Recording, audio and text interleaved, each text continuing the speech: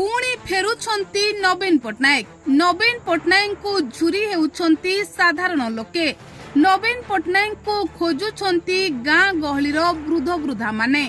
दर्शक बंधु 24 वर्ष ओडिशा को दीर्घ समय शासन करिबा परे एबे भी नवीन को लोके सेतिकी भलो पाउछंती जेतिकी पूर्वरु पाउथिले। एबे भी नवीन जो स्थान को जाउछंती सेठारे जन समुद्र सृष्टि हेउछि। तेणु लोके चर्चा कलेनी पुणी फेरुछंती नवीन पट्टनायक। आउ बीजेपी शिविर रे नवीन को लोकप्रियता देखि छनका पसिलानी। मोहन माझी मुंडरे वज्र चढ़क पड़िलानी।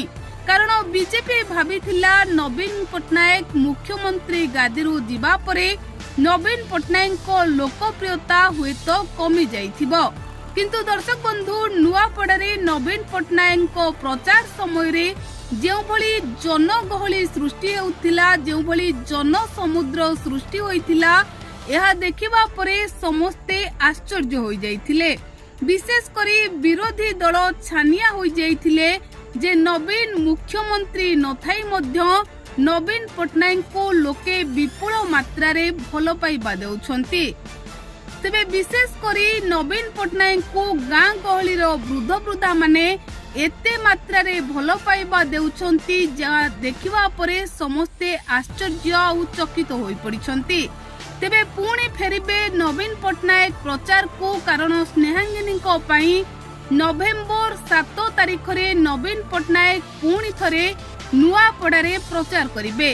स्नेहांगिनी को जिताई निज बीजेडी गड़ को बंचाइबा पाई पुणी थरे नवीन पट्टनायक नुआपड़ारे प्रचार मैदान को ओल्हाई स्नेहांगिनी को पाई भोट मागिबे।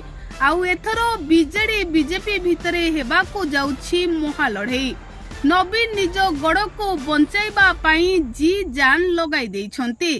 तेबे दर्शक बंधु आगको निर्वाचनी फलाफल कोन हेउछि ताहा उपरे सारा ओडिशा बासिंको नजर रहिछि।